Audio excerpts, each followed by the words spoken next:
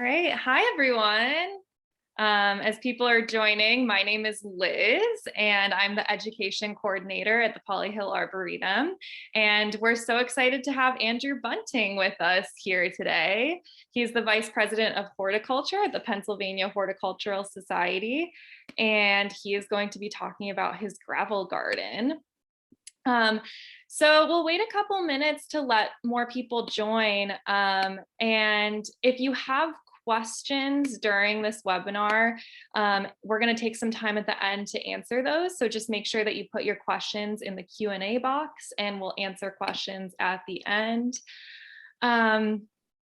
And also, if you are interested in hearing more after this, Andrew is writing an article for our spring meristems issue, and I believe that should be coming out in early June.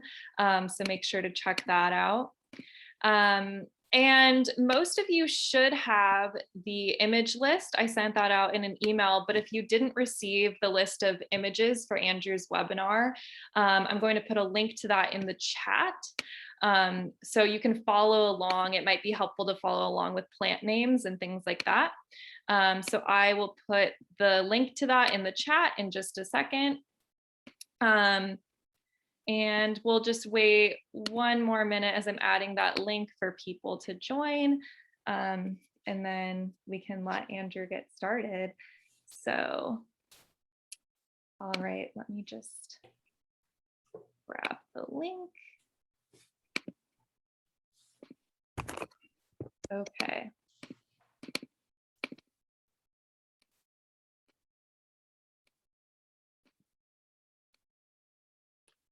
Okay, so now the link to the image list of all the pictures that Andrew will be using is in the chat.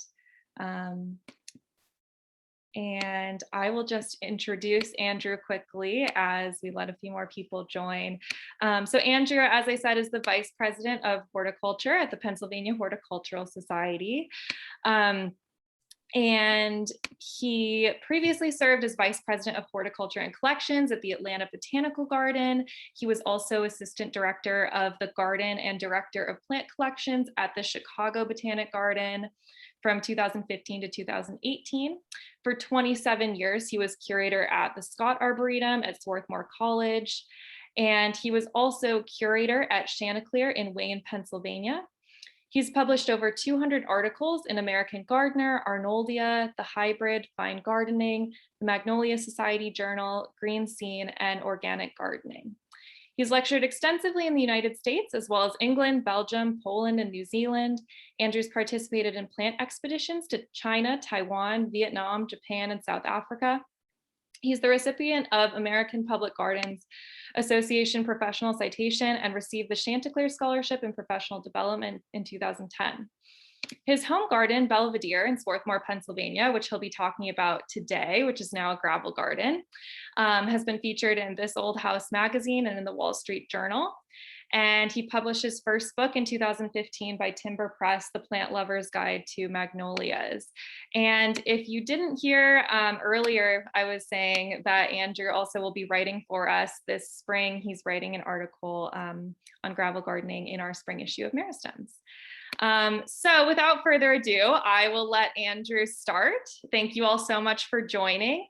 And just a reminder, if you have questions, please put them in the Q&A box and we will answer them at the end. So thank you, Andrew. Great, thank you. Thanks, Liz, for having me. Tonight, my presentation is kind of twofold. One, I'm going to talk a little bit about the Pennsylvania Horticultural Society. I thought that would be nice for people to perhaps learn more about that if you're not familiar with what we call PHS, which is almost 200 years old. We were founded in 1827. Many people know the Pennsylvania Horticultural Society for the Philadelphia Flower Show, but we do so much more in addition to the flower show. And then I'll talk about a new project at my house and some other gravel gardens as well. I have been to the Poly Hill Arboretum many times over the last 20 years. I'm good friends with Tim Boland, who's the director of the Poly Hill Arboretum. Tim and I actually met in the summer of 1986. He was the outgoing curatorial intern, and I was the incoming curatorial intern at the Scott Arboretum in Swarthmore, Pennsylvania. So I have, a reasonable familiarity with Martha's Vineyard.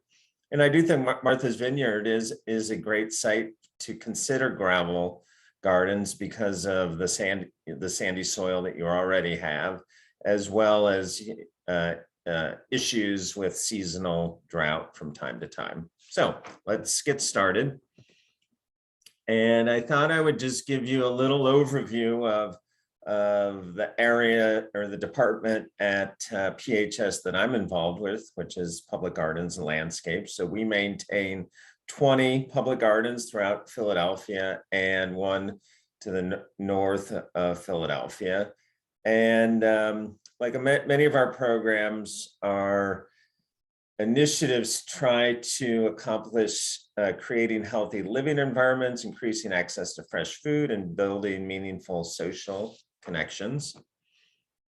This is the portfolio of some that are true public gardens, as others that are public landscapes that we do in partnership with other nonprofits such as the Philadelphia Museum of Art, the Rodin Museum, the Navy Yard, the Delaware River waterfront. We also have 2 pop-up gardens, which you can see here under urban activation. And then we also have a promotional program called the Gold Medal Plant Award, which is we nominate and then select plants that are exceptional trees, shrubs, perennials, and vines for the Mid-Atlantic region. You can see here where our different projects are. So many of them are in downtown Philadelphia, like the Azalea Garden and Eastern State Penitentiary, Rodin Museum, Philadelphia Museum of Art, and then some are kind of scattered around what I would consider Center City, Philadelphia, including one in Camden. We maintain the entire corporate campus of Subaru of America. So a lot of our gardens are truly public. They're open to the public all the time. There's no gates or fences or admissions, so they're free and accessible to anybody who would like to enjoy them. This is Logan Square or Logan Circle in the center of Philadelphia. The program's been around since 1987, and we work with a number of other nonprofit entities who are interested in adding horticulture to these very public spaces throughout all of Philadelphia. And we're always expanding this portfolio as well. We just took over Love Park, which is kind of between Logan Square and City Hall and right in the heart of Philadelphia. And we really work with plants that are resilient, that have ecological benefits, that can take really urban and public situations, but that are also interesting from a horticultural perspective, are educational, and are of course beautiful. So these are some of our projects. Logan Square, which I just mentioned, the Navy Yard, we do a lot. The Navy Yard is still a functioning Navy Yard, but a lot of it's been converted to mixed use, and we maintain a lot of the parks and public spaces at the Philadelphia Navy Yard. Logan Square is really truly the heart or the center of Philadelphia. So I was out there today in this fall, we planted 77,000 bulbs in this space, but we also do a lot of seasonal plantings in the summer. And then the Navy Yard. So the Navy Yard is a lot of native pollinator resilient plants. It is a part of the city that actually has some deer pressure, which I know you're familiar with on Martha's Vineyard for those of you that live there. And there's even some flooding from time to time from the Delaware River. So we really need plants that have multiple functions and can take multiple urban conditions.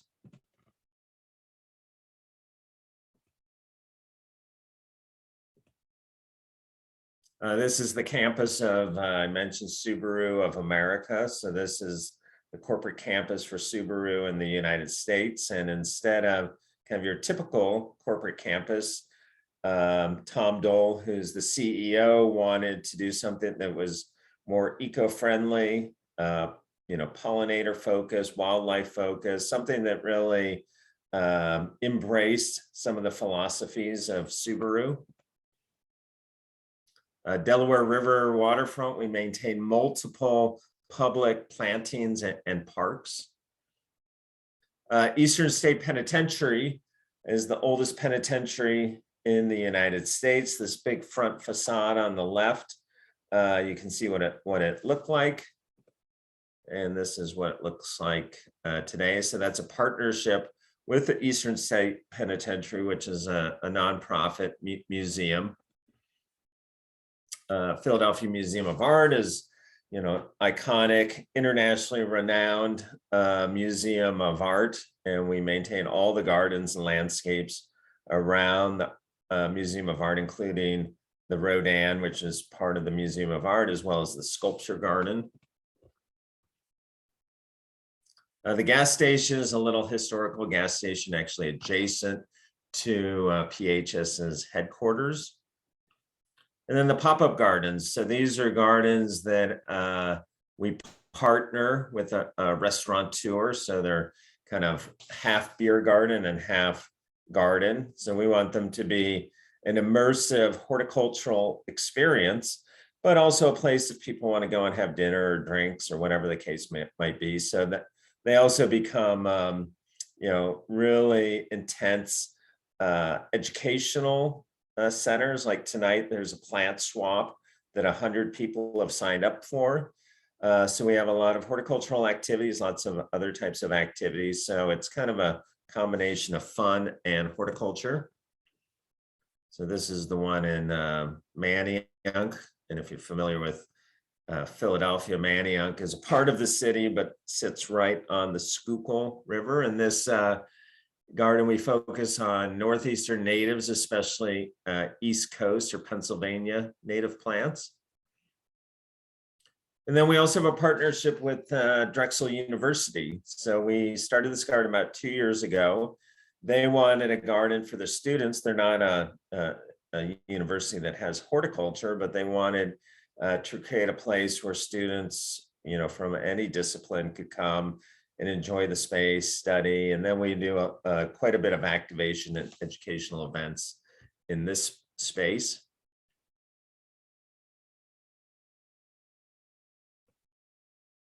And then, as I mentioned earlier, the Gold Medal Plant Program has been around for 40 years. We've been selecting outstanding plants for the Mid-Atlantic, which would be, kind of Southern New York to Washington, D.C.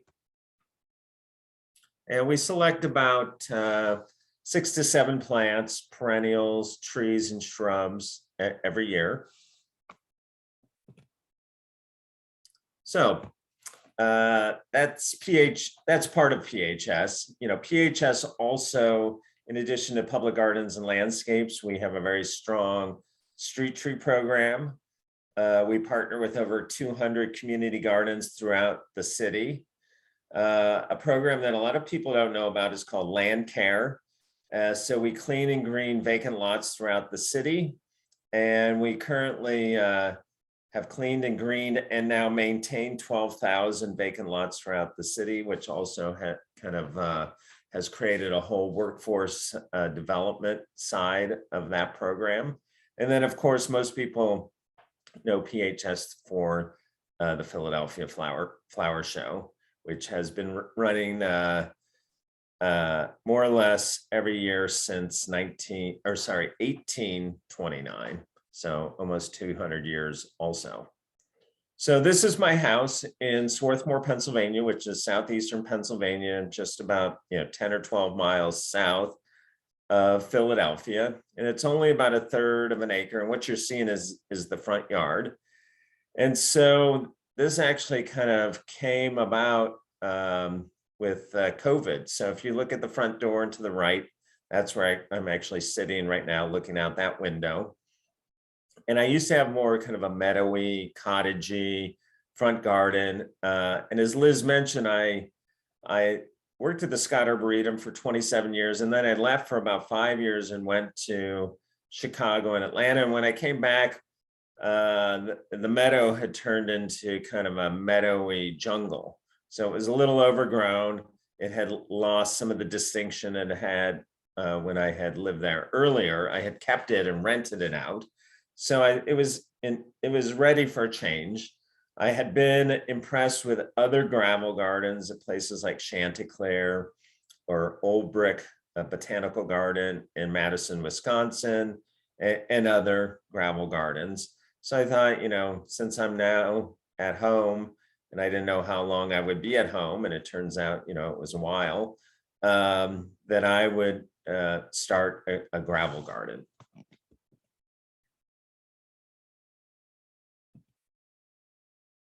So what I did is, and for me, it was an opportunity to grow some types of plants that I had not grown before. So more kind of xeriscape or arid or kind of desert-esque type plants. So I got a bunch of things, some of which were hardy, like a lot of the agaves are not hardy here, but I did use those as seasonal plantings.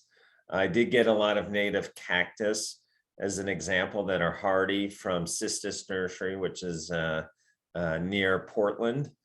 So it was fun for me to play around with a whole new palette of plants. So these are a lot of little things that came from Cistus Nursery in particular. So it's a mail order nursery, so obviously the plants are going to come relatively small. And I knew a couple things. I knew that the front was full sun, so I thought that would lend itself to this type of gardening. I also knew that there was a lot of deer. So in this part of Swarthmore, I can have as many as 6 deer in my front yard. So I knew that I needed plants that would be mostly deer resistant. And then I also like the aesthetics. So I would say in general, the gravel garden aesthetic is more of a modern aesthetic. When I was putting it in, people would come by, stand out on the sidewalk, and, some were interested. Some thought it was great. Some were, highly perplexed as to what I was doing, because I did at the end leave a bit of lawn, but most of it's gravel. So I think that is obviously a significant departure from your typical front yard, which most people have all lawn in the front yard. So I started amassing the plants that I wanted to install. So a lot of them came from mail order nurseries like Cistus. These are boxes from Plant Delights Nursery, which is just outside of Raleigh, North Carolina. So I got things like Baptisia and some more agaves and other things from them to add to this garden. So I actually started the renovation in kind of late March of 2020, and it probably went well into April. And I'll show you some images of that in a moment. And you can see here, I do have deer out there, and they're out there regularly. They eat anything they can eat. There are some things that they just don't like. They like anything that has fragrant foliage. They don't like for example, catmints. They don't like cactus and agaves and yuccas. They don't seem to like any other thing with fragrant foliage, like lavenders. They don't like anything with milky sap, like a euphorbia. They don't like. But things that you think they wouldn't like, they actually will eat. So it has been a great trial ground for deer. So this is kind of what it looked like. So this is probably like March or February of 2020. I know it's not a great image, but you can see what I had. I had some, actually things with the blue tags are things I kept. So the only things I kept were the grass to the right, which is Millennia Sky Racer, and then the blue tag to the left of it, but to the right of the pathway, is the threadleaf blue star, Amsonia hubrichtii. So I think I kept maybe 4 of those and 3 of the grasses, but everything else other than some of the shrubs and trees were removed. So my approach was, and there's different approaches to gravel gardening. So for example, at Chanticleer, which is a public garden nearby in Wayne, Pennsylvania, their approach, I think, has been plant into the existing soil and then top dress with gravel. So that's one approach. Another approach is, say, to remove 2 or 3 inches of soil and then plant in the subsoil and then essentially mulch with gravel. Or what I did, which was probably the most drastic or invasive approach, was to remove about 4 to 5 inches of soil. I added a little bit of gravel back in and rototilled it into the existing soil, and then put about 4 inches of gravel on top of that, and then planted right into the gravel with the idea that I would actually bare root the plants. They would grow through the gravel and hit the soil below, grow into that, but between the soil and the gravel above would actually be about 4 inches of gravel. And the idea there is that, or the theory is that they're growing in pure gravel so that the top layer is so inhospitable that it's really difficult for any weeds to establish themselves.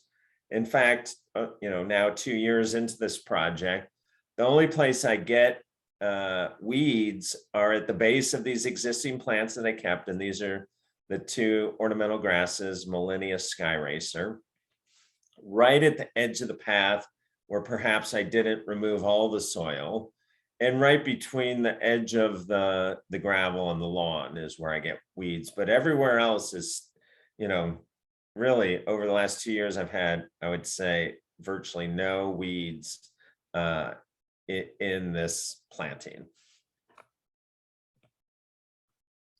So I did hire a landscaper. I have a friend who does landscaping. So I identified the plants I wanted to keep. And so you can see here, the plant to the left of your screen is one of the Amsonias, Amsonia hubrichtii. To the right of that's a Hydrangea paniculata. To the right of that is an Asian spice bush. You can see the subsoil. Another reason I decided to remove that much soil was that it was filled with 2 pernicious weeds, Star of Bethlehem, Ornithogalum umbulatum, and Lesser celandine, which is a little ranunculus that blooms this time of year, but it's very weedy. So by removing all that soil, I was able to get rid of all that weed as well. So it was kind of a 2-pronged process. My garden, and what I'll show you in a little bit, Old Brick Botanical Gardens, there was a story done on gravel gardens in the New York Times, and you would think that gravel gardening would not be very controversial, but maybe anything that's published in the New York Times, people have an opinion on. And I think the last time I looked at the online article, we were up to like over 310 comments. And some of the comments were negative in that they criticized removing topsoil to do the garden. People didn't feel like that was very eco-friendly, but that may be true, but the soil was really not even topsoil. It was probably actually soil that was excavated from the basement when the house was built. You can actually see it. It's kind of a yellowy orange color, which is often indicates more subsoil than topsoil, but in any case. So we brought in the gravel, and the gravel is, you can do different types of gravel. This is a granite gravel that is if you went to the quarry, you would request 1/2-inch granite gravel.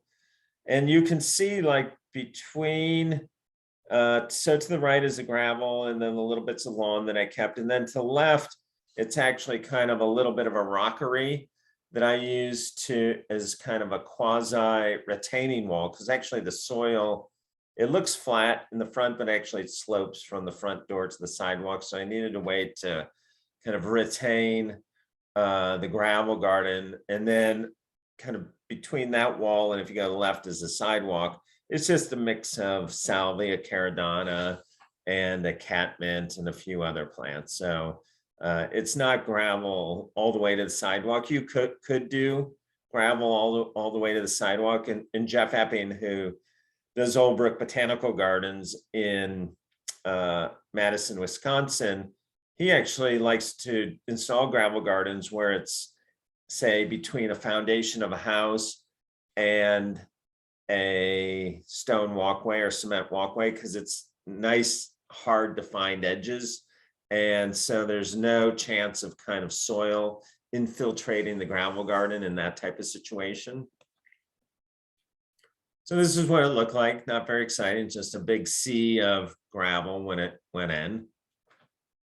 And then this is what, so we graded it. You can see there is a bit of lawn, and I actually like this look. It's a nice, I think, kind of juxtaposition between the lawn and the gravel. And you can see the plants that I kept. So the ones up by the house are not in the gravel garden. There's actually a pathway between the house and the gravel garden. And then you can see kind of the flagstone pathway that goes through the center. And then there's more gravel to the left as well. And then you can see the plants I left. So you can see the 3 grasses there. There's another shrub, Physocarpus, which I left. And then I started planting. So some of these plants were salvaged from the Philadelphia Flower Show, like that big blue agave, which is not hardy, but I thought it would be great for kind of seasonal interest. There's some lavenders there that were not the hardy types. And I also wanted to use this as not only playing around with a new palette of plants, but to see how these plants would do. And, you know, like any garden, some did great, some didn't do well at all, some the deer ate, some the deer ripped out of the ground. So it continues to be a place for me to play around with some types of plants that I haven't really grown a lot of over my career. So for me, it's been fun in that respect. So you can see some were established plants, some were little things that I bought in from these various mail order nurseries. So this is probably maybe like end of April. You can see in the background there's a yellow magnolia, and that's in my neighbor's yard, and that usually blooms like the 3rd week of April. So some of the plants that have done well are this plant to the right is the wild quinine, Parthenium integrifolium, and the plants in the back are Rudbeckia maxima. Both have proven to be deer resistant, and then the existing threadleaf blue star, the Amsonia hubrichtii, is also deer resistant. Here, this shows you kind of better the split between the area that's not gravel along the sidewalk and then where the gravel garden begins. This is probably, you know, midsummer of the first year. Here's kind of a bird's eye view. And looking from the front door out to the street. So those big established plants with the soft sky blue flowers are the Amsonia hubrichtii, the threadleaf blue star.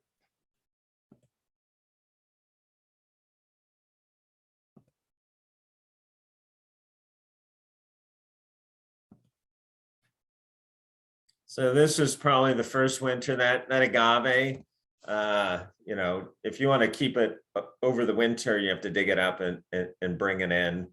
It can take a little cold or even some snow, but it's not particularly hardy. And then you can see those are the 2 grasses that I kept, the the two Millennia Sky Racers that they're left over from the previous garden.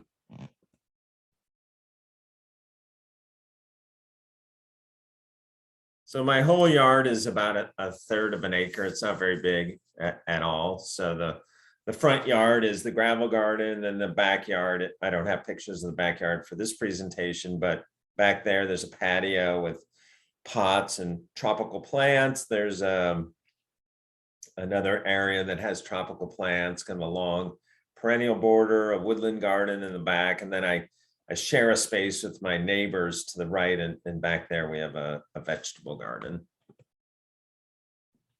This is probably year 2, so this past year, 2021.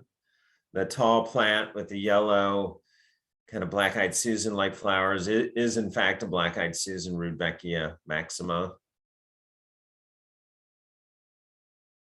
So it's still, I would say, a work in progress. I mean, that does look pretty good. That's probably early May of last year. So this part of the season's coming on. The Amsonias are just coming out of dormancy, but probably in 3 weeks or so, it'll look somewhat like this. And I have more stuff that I just ordered some more stuff from Plant Delight's nursery. I'm going to start going out to some nurseries and adding some other things in. So the first 2 years for me was kind of trial and error, see what does well. But it was kind of, as Tony Avon, who's the owner of Plant Delight's nursery, would say, he plants in drifts of one. So it was a lot of one of this and one of that. I feel like I need a little bit more repetition, massing, and cohesion now. So that'll come in year 3. But my feeling is, like, I'm in no rush for this to be finished. And if it's something that I need to tweak over the next 10 years, then I'm perfectly fine with that. You know, I'm not doing this for a client, and they don't have any expectations. So if I need to dabble and tweak and adjust and edit over that period of time, then, I mean, the garden will get better and better in theory. But, you know, I'll enjoy the process as well. And this is this was probably taken in probably October of last year, 2021. That yellow again is that threadleaf blue star. And if there's one plant that you don't know and you learn from this presentation that's exceptional, is the threadleaf blue star. So it's 100% deer resistant. It's native. It's a great pollinator plant. It has the sky blue starry flowers in May, and it becomes almost shrub-like, even though it's a perennial, a herbaceous perennial. It has this fantastic golden fall color. Like there's not a bad aspect about this plant, other than it does require some space. So, you know, if you buy one, just beware, like the first year you'll have like 1 or 2 spindly stems. Then the next year you might have 3 to 5 spindly stems, but in the 3rd year it almost takes on shrub-like proportions. And this is even a little later. This is probably November. And probably even a little later, maybe December. And perhaps even a later, you know, probably December again. And I do have, just so you know, a little other gravel bits in the garden. This is a garage that I converted into the summer house. So in front of that is kind of a Mediterranean-esque planting. So there's the summer house. So it was a garage. And then about 14 years ago, I had it converted into this indoor-outdoor space. So that's in the backyard. That's what it looks like more midsummer. And so part of this whole process was kind of the next part of my presentation was the gardens that I've observed over time that I thought could influence what I would ultimately do in my garden. And then also going to see gardens, maybe the same gardens again, but through a new lens, and the lens being that I would observe these with idea that I may take some cues from these gardens or some ideas from these gardens and incorporate them in my own gardens. So this is not a gravel garden per se at Ball Horticulture. So Ball Horticulture is an internationally renowned company that does breeding work in particular, and works in different plant genetics and brings plants to market. So this is their laboratory in a town called West Chicago, which is not the western part of Chicago, but it's truly west of Chicago, about 50 miles. So this is a great plant, and you can see the purple is an agastache, the pinkish red is a coneflower. There's some Russian sage in there. So some of these plants I will actually be adding to my garden, like the agastache. Echinacea is a little problematic in that the deer will eat it.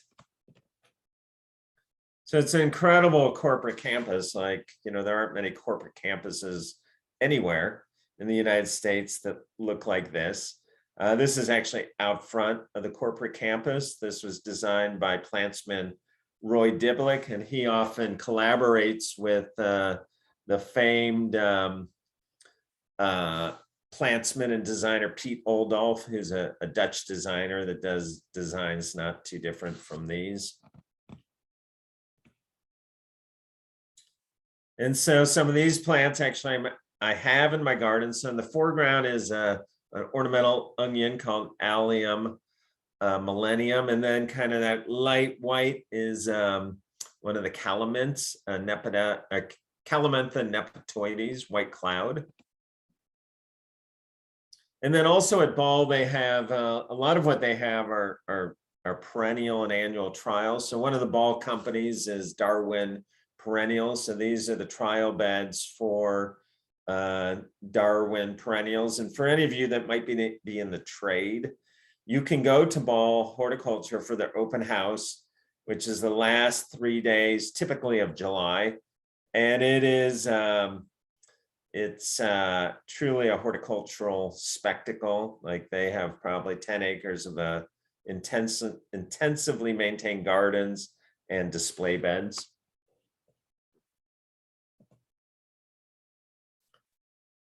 And this is at another place that's always been influential, is the Chicago Botanic Garden.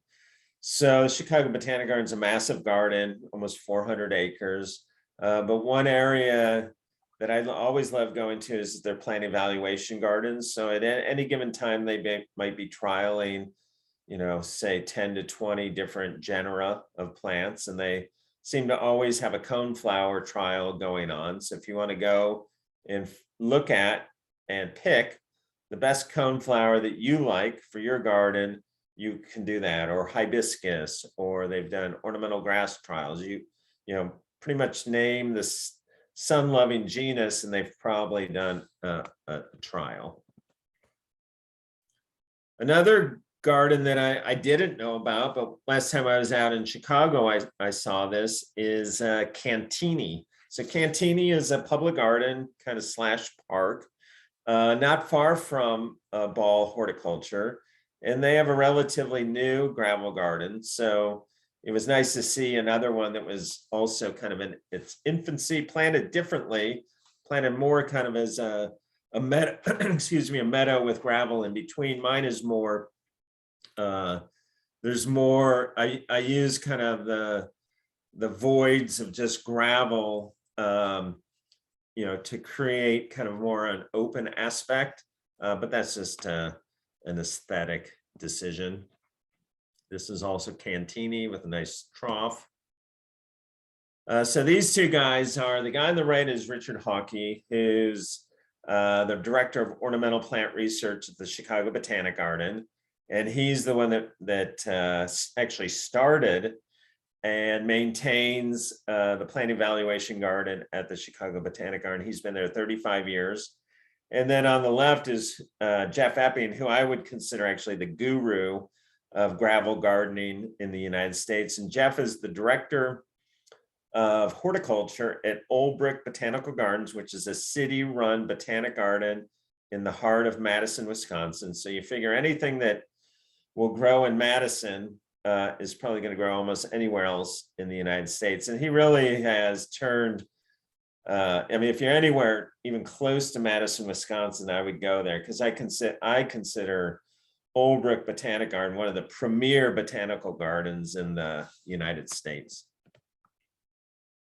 So he actually has two projects. We'll get back to Old Brick Botanical Garden. So also in Madison is a corporate campus called Epic, EPIC Systems. And what they do is they write or create medical software for managing personal medical records. And it's a massive campus. It's kind of like if you combined Disneyland and a botanical garden, because all the buildings are themed. Like there's a whole Harry Potter campus and an Alice in Wonderland campus and a Jules Verne campus and a Wizard of Oz campus, and both indoors and outdoors. But then all the gardens, whether they're at the Willy Wonka campus or wherever, Jeff Epping has designed all of them. So, and he does all that in his so-called spare time. So if you're ever there, and it's totally open to the public, it's maybe there's more impressive corporate campuses in the world, but this has to be right up there at the top. So there's a massive area in amongst some of the older buildings that he's created one of the biggest gravel gardens in the world. And it actually sits atop their parking garage, which is subterranean.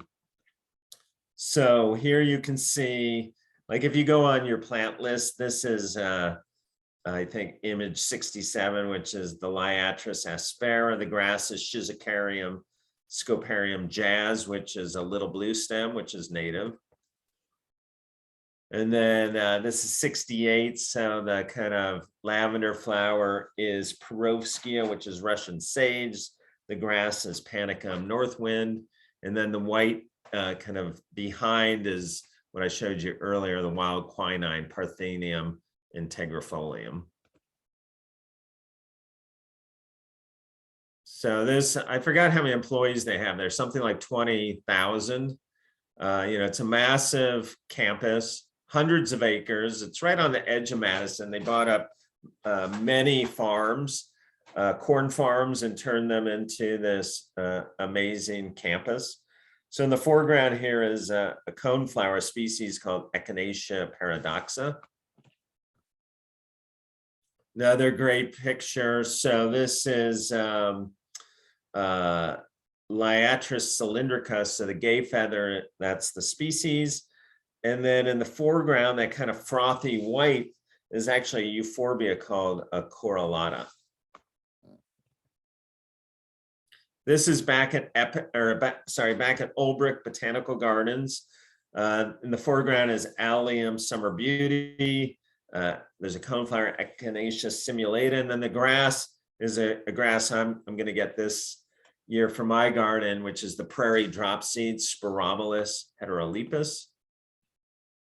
Another gravel garden, all in whites at Old Brick. So there you have Echinacea, baby white swan. The taller white is a native prairie plant. And a lot of these are prairie plants, and prairie plants by nature are extremely resilient to drought because they would get very little water. They obviously can take fires. And then most of them are deer resistant as well. So that tall plant is called the rattlesnake master, Eryngium yuccifolium. Another one of his gardens, again, the Spirobolus with the ornamental onion millennium. And then this is his home garden. So he he gardens at Old Brick Botanic Garden all day long, and goes to Epic probably multiple times a week and probably on the weekends. And then he has a fairly extensive home garden, and the whole front yard is also a gravel garden. So you can see again the euphorbia, the allium, echinacea. So some calamantha in the back. And probably one of the best, and this is not a gravel garden, but it's been for me very inspirational in many ways for me over the years, is the Lurie Garden in Millennium Park in the center of downtown Chicago. So Millennium Park was designed and installed for the year 2000. And there's different sculptural pieces throughout the park. And then there's a 7-acre garden that was designed by Pete Oldolf, who I mentioned earlier, who's the Dutch designer. And it's been really well maintained and edited and added to over the years. So this is looking towards the modern wing of the Art Institute to the south of the garden. So, lots of the plants are in large masses like Allium Millennium here. So Allium Millennium is a selection made in Millennium Park. Echinacea pallida in the background. Echinacea pallida here, and then in the background is Veronicastrum virginicum. So really, if you ever go to Chicago in the summer, don't miss Millennium Park. I mean, it's right down, you can't get more downtown Chicago than Millennium Park. And just kind of this naturalistic planting, the juxtaposition of the fantastic architecture that surrounds it on, two sides with the variety of architecture, and then the south end is the Art Institute, and then kind of the east side goes into another park, and then ultimately out to the lake. Another inspiration is a local gardener and garden. So this is Lisa Roper, and she's one of the horticulturists at Chanticleer, which I would actually rank Chanticleer as one of the best designed public gardens in the world. And for us, it's only, I don't know, maybe 10 miles from where I live in Swarthmore. So it's great to have such an amazing garden nearby. So Lisa, and I mentioned this earlier, her approach was more plant in the soil and then mulch with gravel. So that's just a different approach. You can see she uses kind of repetition of plants here with, I think that's probably Aster October skies, that kind of bluish color. She grows things like this, which are hardy. This is a yucca called Yucca rostrata, which actually gets a trunk. And this would be perfectly hardy on Martha's Vineyard. There it is again in the foreground. You can see that kind of purplish flower. That's an eryngium called Leavenworthii. It's actually an annual eryngium. And then the hardy cactus. There's so many hardy cactus. This is an Opuntia, but there's other genera, and many hardy cactus are native to places like, say, Western Nebraska, Colorado, Utah, Nevada, Wyoming, Montana, Idaho, and then parts of Washington, Oregon, Northern California. And they would all be hardy here. They'd be hardy on Martha's Vineyard as long as you give them reasonable drainage. Here's another liatris that she's growing. This is Liatris aspera. And then here's that annual eryngium. That's Eryngium Leavenworthii. And then behind it's an Agave americana. So Agave americana is not hardy, but it makes a great seasonal piece. They are a little bit to handle, like you really, there is no way to either plant one of those or dig one of those out of the ground at the end of the season without drawing blood. So just beware. And here, kind of same plantings. And in this case, there's a poppy mixed in as well, a self-sowing poppy, Papaver roeus. So their garden, the gravel garden is actually quite extensive. It's on a bit of a slope. There are some steps that go up through the garden. So gravel garden does not necessarily have to be on just a level plane. Probably can't be on a real, steep slope, unless there was ways to kind of terrace the garden. Here's the Rhingium again, and then that conifer is a selection of the eastern red cedar called Taylor. It's a real fastigiate eastern red cedar, which is also native.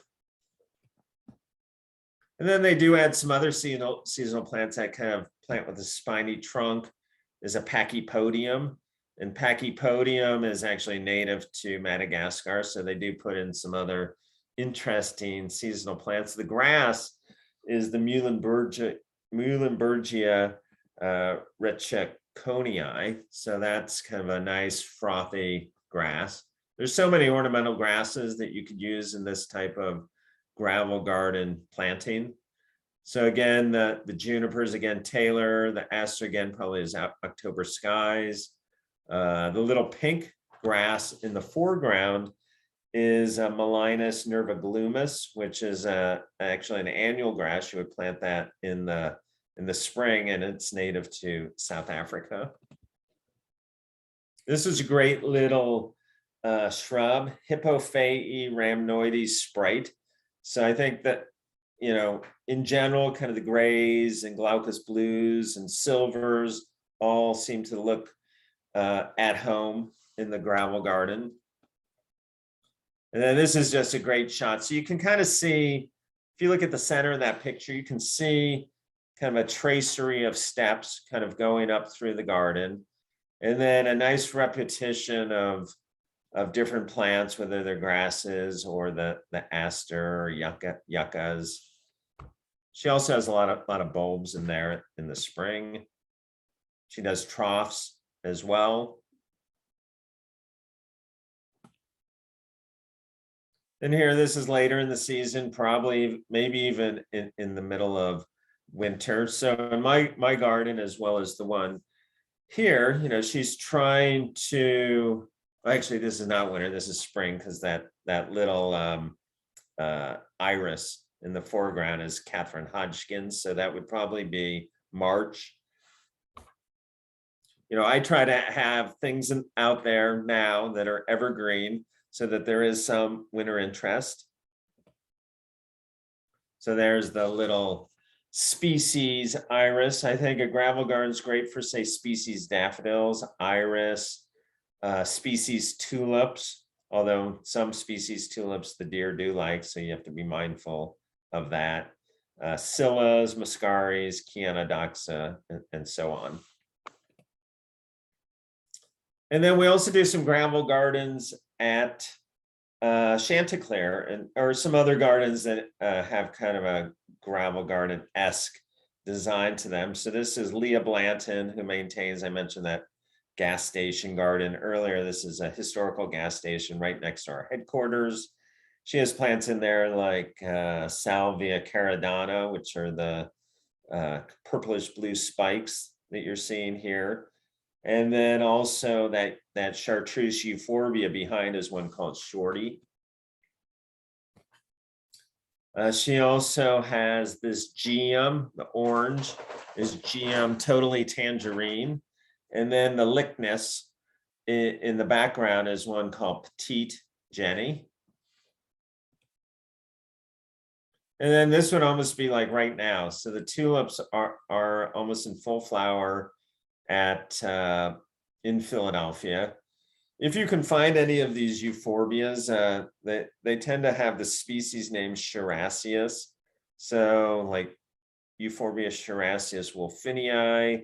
This one is a Shorty. I think there's one called like something like Little Miss Muffet, and others, Lambric Gold. The problem is they need exceedingly good drainage. Like if they have a heavy soil whatsoever, they're just not going to grow well. So gravel garden's perfect, or even atop a wall, a stone wall, they often do well. And this is actually probably This picture was taken last year, but this would have been probably 2 weeks ago on the calendar.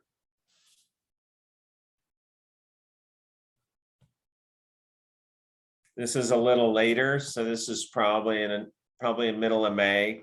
So in the foreground, you have one of the ornamental alliums, Allium atropurpureum, and then the purplish blue spikes is Salvia caridana. The taller ornamental onion is Allium globemaster. And then kind of behind it, those spikes are a foxtail lily, Aramurus cleopatra, and another one called Romance. You can see them here as well. Again, the Aramurus, it's a great bulb, but it seems to need really good drainage to survive. But the ornamental onions, you can't beat those for impact, kind of architectural impact and ornament in the garden. And then I'll finish with, so Glenn Ashton's on the left, and he works up at our Meadowbrook Farm garden site. And he's actually been one of the more pioneers in the area with regards to xeriscaping and gravel gardening. He's been doing it for almost 20 years now. And he's always been a real proponent of water-wise gardening, using pollinators, native plants, leaving plants up for the winter so that they provide habitat for overwintering insects. So here's one of his gardens. This is up at Meadowbrook Farm. This is Muhlenbergia capillaris towards the fall. So there's an agastache in the foreground and then the Muhlenbergia behind. This is a great biennial, I guess, called the horn poppy, Glossium flavum, or this is Glossium hybrid. This plant has a great common name. It's called the moon carrot. And so you can see the Yucca rostratus behind, like the ones that were in Chanticleer, and then this fine gray foliage, and then these white umbels of flowers in kind of mid-spring.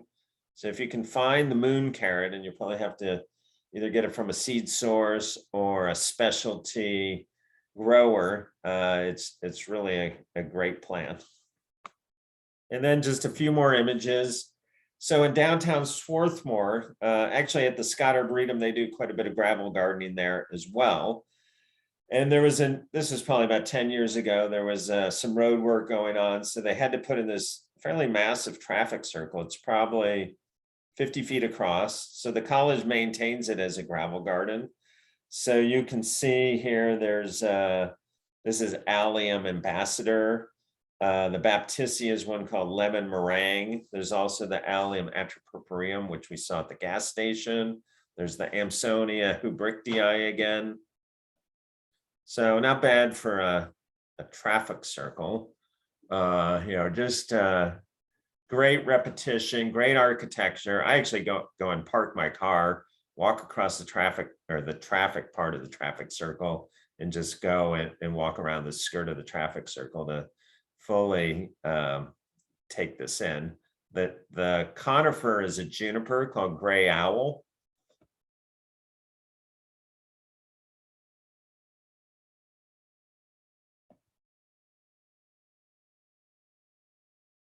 And this is this one's even a little different. So this is probably only 2 to 3 inches of gravel and then kind of a gravelly soil mix below. So they get some weeds in here. Maybe not as much as Chanticleer, probably more than I get out here. And then I'll just finish with a couple slides from, if you've never been to Marfa, Texas, I would put it on your life list of places to go. I had heard about it. It's in very remote southwestern Texas. It was one of my COVID trips. So since I couldn't travel internationally, I did a lot more traveling in the US. I actually did a road trip. I drove from Swarthmore to Aspen, south to Las Cruces, New Mexico, down into southwestern Texas, and then all the way back to Swarthmore. I think the whole trip was 6,000 miles. And one of the places I stopped was this incredible artisans community. which is kind of a hybrid between like New York artists, hip local Texans, a cowboy community, a local Hispanic community, kind of all melded into this really kind of, I don't use this word much, but it truly is a magical place.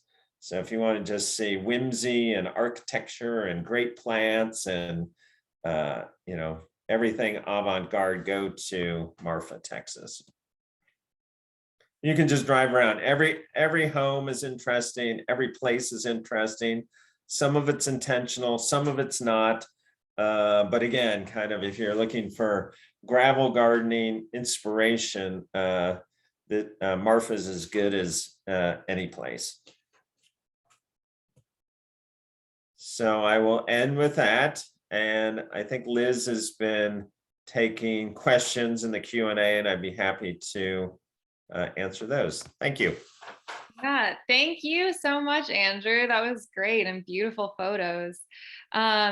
So we have quite a few questions in the Q&A. If you think of a question now, feel free to add it to the Q&A and we'll do a few minutes of questions. If you're not able to stay for questions, thank you so much for joining today. And if you want to share this with someone or you missed part of it, it'll be on our YouTube channel in a few weeks. So with that, I will start with some of the questions that we have.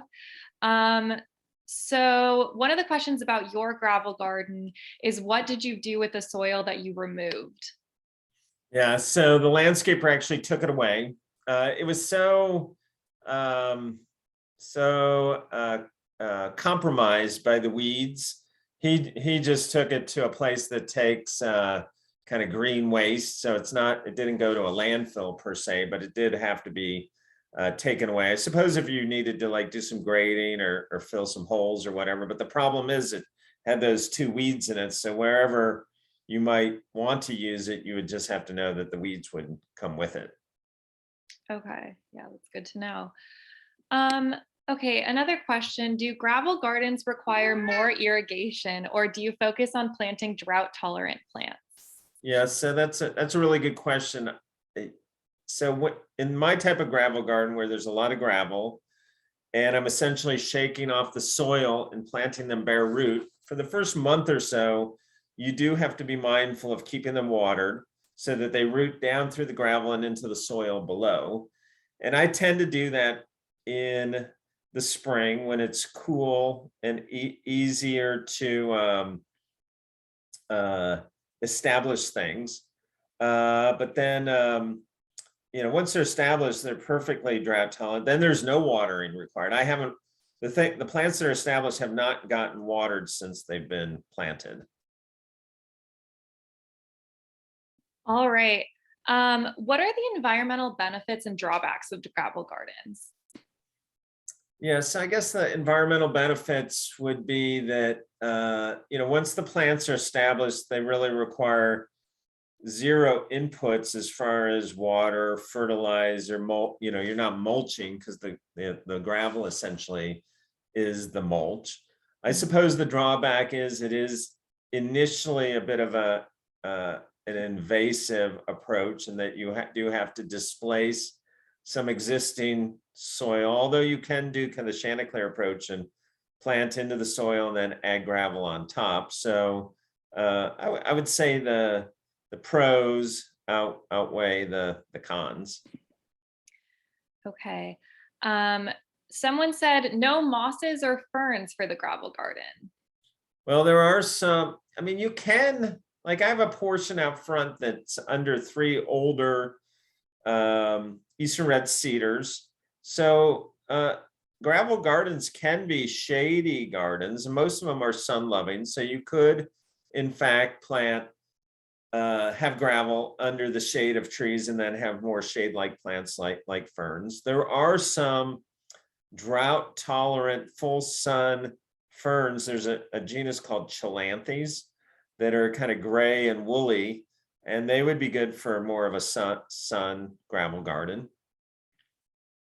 Okay, well, that's good advice. Okay, those chartreuse euphorbias, are they hardy in zone 6? is, I would say kind of. I would say yes, if you can give them the drainage they need. It's almost not so much a condition of cold hardiness, but just really good drainage. So I think 6 would be okay if you could satisfy the drainage requirements. I mean, once you get too cold, they just don't survive. But I think 6 would be worth trying. All right. In Paris, they use a hard-pressed fine gravel in parks. Mostly trees are planted in it. What is this gravel called, if you Yeah. know, and is it available in the US? Yeah. So in the United States, what you would ask for is they call it just DG, but what the D and the G stand for decomposed granite. So what it is essentially like pulverized granite where it's almost dust-like. It's not quite sand and it's not quite dust. It does have kind of a gritty aspect to it. And so what they do is they often use it for pathways like they saw in Paris, where they bring in like a roller or a tamper and tamp it down.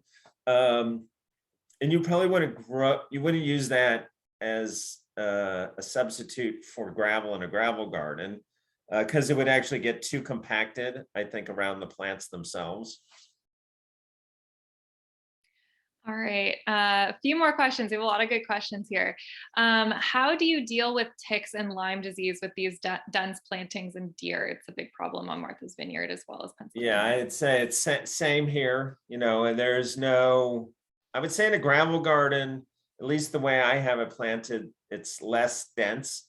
So if you are looking for an approach to gardening that maybe has less dense plantings because of concerns with Lyme disease, maybe gravel gardening is a way to go because you can keep things fairly well spaced out like I have out here, or even like you saw in some of those slides from Marfa.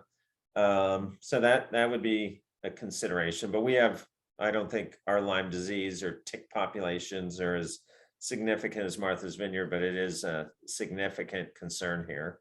Mm-hmm. Okay, and kind of on that note, on Martha's Vineyard, we have jumping worms. Do you have any experience with them, and would gravel gardens alleviate the problem? We don't have them here, but I would think that gravel gardens would be so inhospitable that they could not live. Because it's pure, there's no moisture in the gravel. Right. Okay, just a couple more questions. Have you fed the plants since installation, and with what? Nope, never fertilized since installation, never watered since installation.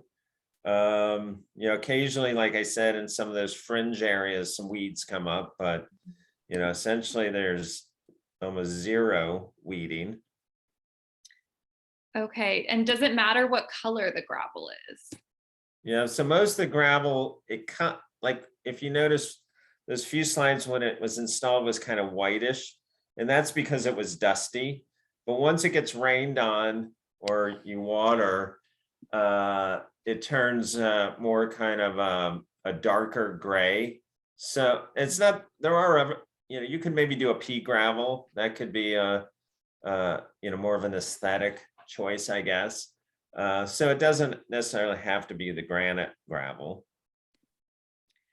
All right, what plants were least successful and died in your gravel garden? There was lots of them. Well, I was really excited to plant Baptisia because that's a plant I really love, but the deer devoured it. There's a great mail order nursery, but you can also, I think, or they at least have sales called Isima. It's in Rhode Island, and they sell a plant called Sanguisorba, which has kind of wiry stems with kind of like thimble-like flowers. I planted a bunch of those. They all got eaten. Actually, Tim gave me like 6 different species of liatris to trial in my gravel garden. They all got eaten. They actually pulled the plugs out of the ground and like dropped them in the bushes. So that was a little disheartening. There was some things I also wanted to try. I'm continuing to try. So there's a part of South Africa called the Drakensbergs, which is a high elevation portion of South Africa. And most South African plants are not hardy in at least this part of the United States. But there are some, like there's a kind of a thistle relative called Berkia that I've seen at the New York Botanical Garden. So I do have that. There's a whole group called the ice plants, Delospermas, and I've tried those. Some have made it, some have not made it. Amazingly, the deer even ate some of the cactus. So those are a few. There's more. There's plenty more that, Yeah. of things I bought that just didn't make it for one reason or another. Right. Part of gardening. Yes. Okay, so we have one more question about your gravel gardens and then one question about PHS. Okay. So it seems like the soil ecosystem is eliminated in gravel gardens. Do the soil organisms thrive lower down under gravel gardens? Yeah. So that I would say, hopefully. So the idea is that the gravel part, the roots are growing through it almost like you would grow something hydroponically. And then they have ultimately hit the soil below, and that's where they anchor in. So there would be a soil biology down there. It's almost as though you're mulching them with 4 to 5 inches of gravel, so as to, and then they establish down below and actually establish a fairly significant root system. So in that case, it's almost creating a prairie-like ecology where everything in the prairie has very deep roots. And then there would be a different kind of soil biology down below. Okay. And then since you talked about PHS at the beginning, how many people are employed by PHS? And do you have cooperative programs with horticultural education programs and internships? Yes, so we have about 100 full-time employees. It's a nonprofit. We have many seasonal positions also. We also probably partner with hundreds of organizations, probably 300 to 500 organizations throughout the city and suburbs. We do have both seasonal positions as well as internships. The best place to look up any employment opportunities is go to our website.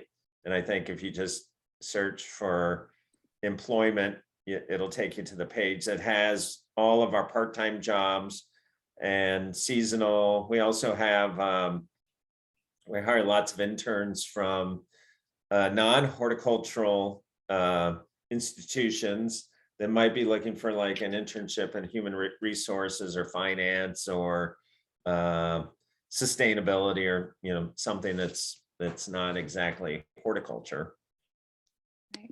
Great. Well, thank you for sharing. Sure. Thank you so much, Andrew. Thank you for answering all of those questions. Thank you all, for everyone who attended. Thank you for joining us tonight. Again, if you would like to watch or share, it'll be on our YouTube channel in a few weeks. So thank you, everyone. Thank you, Andrew. And I hope you all have a good night. All right. Take care. All right. Bye, everyone. Okay, bye.